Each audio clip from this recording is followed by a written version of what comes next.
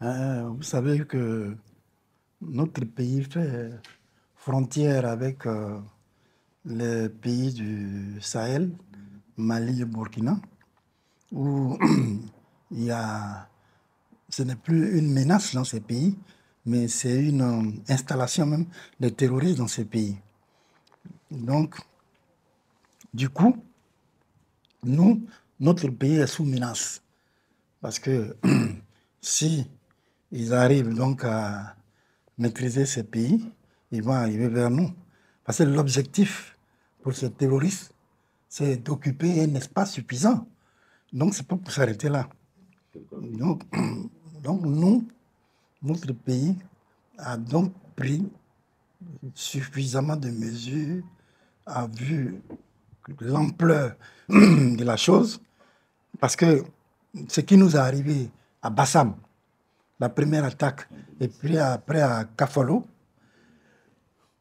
c'était des choses que nous, on pensait que ça ne pouvait pas nous arriver, que c'était ça, ça ne pouvait qu'arriver aux autres. Donc ça nous a ouvert les yeux et on s'est donc maintenant mis au travail pour que ça ne nous arrive plus.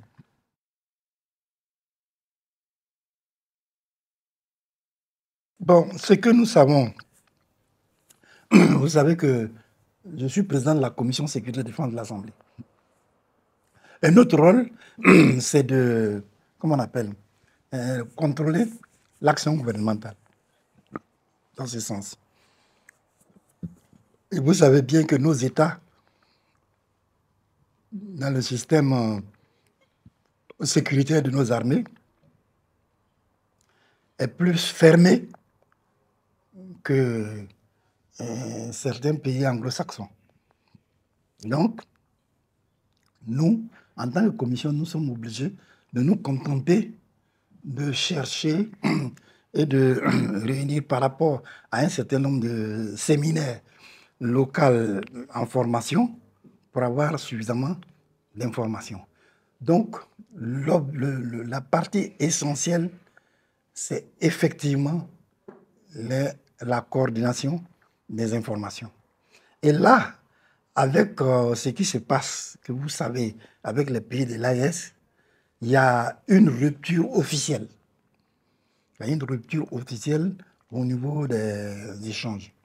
Mais les hommes sont ce qu'ils sont.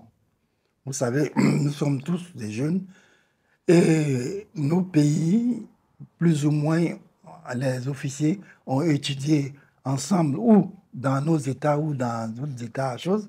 Donc, souvent, ils ont des relations personnelles. Donc, ces relations personnelles permettent de temps en temps à nouer des échanges d'informations entre eux pour éclairer certaines dispositions. C'est ça. Sinon, officiellement, avoir une coordination qui travaille avec ces États, il y a une rupture. Vu que la communauté internationale a demandé que chacun de nos États puisse avoir une coordination des services de renseignement. Chez nous, c'est le CROAD, non? Le Centre des opérations des renseignements antiterroristes. Et nous, on l'a créé. Donc, il fonctionne bien et il y a un général qui coordonne tous les services de renseignement. Donc, tout ce qui est information et renseignement sont reversés à ce centre qui les traite localement, mais qui traite aussi avec tous les pays du monde entier pour avoir les informations fiables et les transmettre aux forces de défense et de sécurité sur le terrain.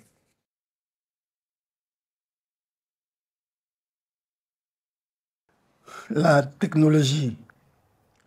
Bon, il faut dire que les moyens de communication, quand on parle beaucoup plus de coordination des renseignements, vous savez mieux que moi qu'aucune guerre aujourd'hui ne se gagne que par les fusils. C'est les renseignements et les informations. Et ces renseignements et ces informations, c'est toujours les systèmes informatiques et télévidés. Et donc, c'est de ça que le CROAT s'inspire.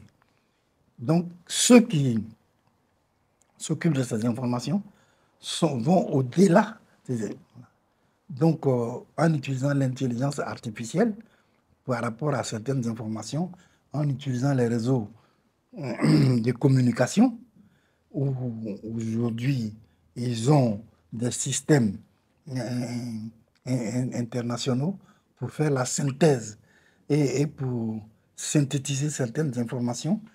Et grâce à l'intelligence artificielle, pour qu'on puisse vraiment avoir des fiables. Parce que ça, c'est important.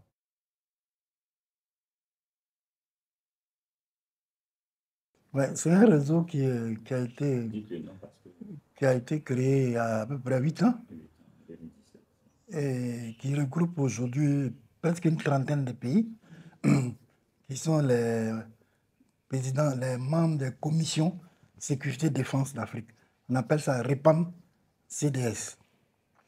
Et donc, actuellement, je suis le président et la prochaine réunion a lieu au Nigeria au mois de juin. Alors, c'est une des organisations qui marche bien parce que on est accompagné par Conrad Edenauer qui, depuis le début, nous accompagne dans nos programmes. Chaque année, il y a une organisation annuelle qu'il organise avec nous dans un des États pour échanger sur les points de sécurité dans nos États. Parce qu'au début, vous savez, quand on créait, on a donc l'Afrique de l'Ouest et l'AES. Aujourd'hui, vous avez tous les pays du littoral, Ghana, Bénin, Togo, qui sont concernés. Nigeria et autres. Donc, au vu de tout ça, ça fait qu'aujourd'hui, il y a un intérêt. Parce que les choses ne sont pas de la même manière dans chaque État.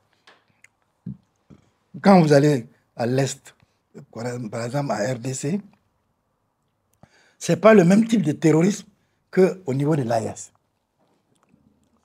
Donc, ce n'est pas la même menace. Donc, quand on échange, on essaie de faire la part des choses et voir quelles sont les solutions qu'on peut adapter aux uns aux autres.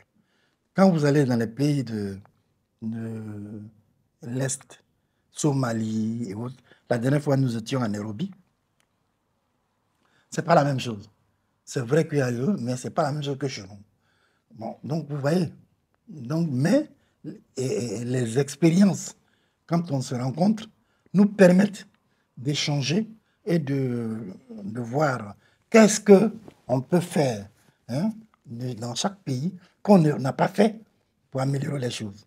Donc, voilà ce que le REPAM fait et je vous assure qu'il y a un intérêt particulier par rapport à ces États. Et la dernière fois, nous étions à Nairobi pour autre chose, mais beaucoup de pays s'intéressent donc à cette organisation pour qu'on puisse régulièrement échanger entre nous, les présidents de commission, sur la sécurité dans nos États et faire des propositions à l'exécutif par rapport à ce qu'on aura recueilli entre nous, pays membres.